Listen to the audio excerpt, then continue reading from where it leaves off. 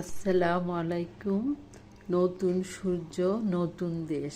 আলহামদুলিল্লাহ, শুভ সকাল। এই যে আমি ঘরে থাকা মাত্র 2টা উপকরণ দিয়ে কাস্টার্ড বানিয়ে নিলাম। এখানে ছিল আম আর কলা। এই দুটো জিনিস সবাই বাসায় থাকে। বানিয়ে নিলাম।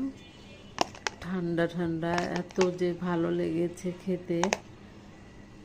খুব সহজে বানিয়ে নেওয়া যায়। আপনি চাইলে আরও 1-2টা উপকরণ যদি থাকে মিশিয়ে নিতে পারেন।